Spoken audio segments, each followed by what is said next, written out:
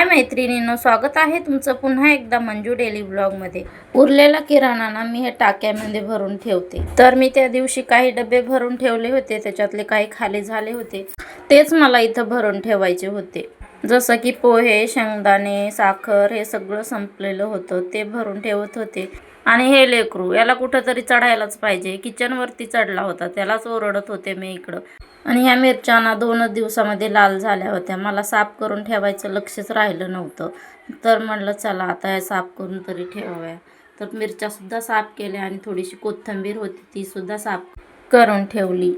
आणि ही भाजी ना सकाळी येता येता मार्केटमधून मी घेऊन आले होते।